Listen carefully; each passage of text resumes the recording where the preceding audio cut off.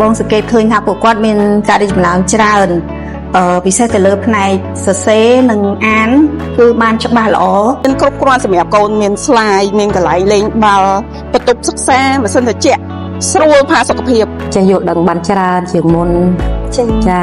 គាត់ខិតខំច្រើនជាងមុនគាត់បានសរសេរអានបានច្បាស់លាស់ជាងមុនហើយស្អាតជាពិសេសអរគុណចំពោះបុគ្គលិកទាំងអស់ហើយនិងថ្នាក់ដឹកនាំអ្នកគ្រូលោកគ្រូដែលយកចិត្តទុកដាក់បង្ហាត់បង្រៀនកូនបង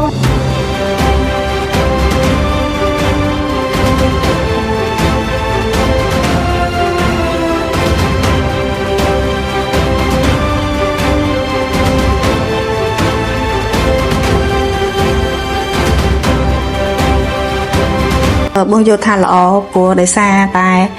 កម្មវិធីហ្នឹងអាចឲ្យបងហើយនឹងអាណាព្យាបាលដទៃទៀតគាត់បានមកចូលរួមដឹងអំពីការសិក្សារបស់កូនដឹងអំពីការរីកចម្រើនរបស់កូនយើងហើយនឹងចំណុចដែលគាត់ខ្វះខាតថាយើងត្រូវបំពេញបន្ថែមនៅចំណុចណាបន្ថែមទៀតអញ្ចឹងណាហើយ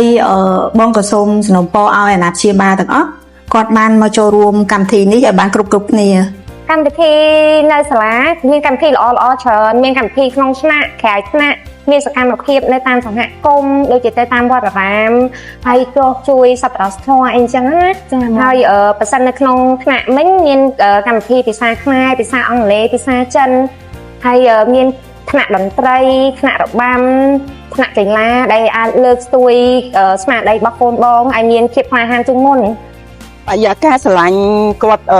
មិនធំអីណាស់ណាប៉ុន្តែមានគ្រប់គ្រាន់សម្រាប់កូនមានស្លាយមានកន្លែងលេងបាល់បន្ទប់សិក្សាម៉ាស៊ីនត្រជាក់ស្រួលផាសុខភាពពេញចិត្ត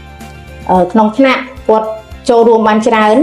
ហើយសកម្មភាពខាងក្រៅដូចថាទៅដល់ផ្ទះអីគាត់មានការទំនាក់ទំនងជាមួយអ្នកជិតខាងឬថាមិត្តភ័ក្តិគ្នាទូដូចគ្នាហ្នឹងគាត់មានការទំនាក់ទំនងល្អហើយគាត់និយាយស្ដីទៅមានសុជីវធម៌កម្មវិធីសិក្សាក៏មានគ្រប់មុខមានតាំងពីចិនអង់គ្លេសខ្មែរម៉ោងកីឡាឆ្នាំក្រោយហ្នឹងឮថាមានតៃក្វាន់ដូទៀតទៅអូខេអញ្ចឹងវាមានសពមុខអស់ហើយនៅក្នុងហ្នឹងមួយរយៈដែលគាត់បានផ្លាស់ប្ដូរមកសាលាថ្មីនេះបងសង្កេតថាគាត់មានគាត់ចេះស្ដាប់ដូចថាចេះយល់ដឹងបានច្រើនជាងមុនចាគាត់ខិតខំច្រើនជាងមុនហើយមិនដូចថាមិនធ្វើឲ្យយើងពិបាកនឹងការតាមដានគាត់អញ្ចឹងណាអូនបើសិនជាអាណាព្យាបាលដែលកំពុងស្វែងរកសាលាសម្រាប់កូនបងចង់ណែនាំគាត់នៅសាលាបញ្ញាសាស្ត្រក្រែមភ្នំពេញដោយសារនៅទីនេះលោកគ្រូអ្នកគ្រូគឺសិតតែមានចំណេះជំនាញវិជ្ជាជីវៈច្បាស់លាស់មានការយកចិត្តទុកដាក់ចំពោះសិស្សហើយបរិយាកាសសាលាល្អមានអនាម័យមានផាសុកភាពរវាងលោកគ្រូអ្នកគ្រូដែលផ្ដល់ព័ត៌មាននៅក្នុងការសិក្សាចំពោះមេដាបេដាអំពីបញ្ហាកូនក្នុងការរៀនសូត្រគឺបានល្អនៅសាលាបញ្ញាសាស្ត្រអន្តរជាតិក្រែមភ្នំពេញកម្មវិធីសិក្សារួមបញ្ចូលរហូតដល់13ភាសារួមមានភាសាខ្មែរភាសាអង់គ្លេសព្រមទាំងភាសាចិនផងដែរប្រសិនជាមេដាបេដាកំពុងតែស្វែងរកគ្រឹះស្ថានសិក្សាដែលផ្ដល់ទាំងគុណភាពអប់រំវិន័យនិងគុណធម៌សាលាបញ្ញាសាស្ត្រអន្តរជាតិក្រែមភ្នំពេញគឺទីជម្រករបស់មេដាបេដាគ្រប់រូបសូមអរគុណសូមជម្រាបលា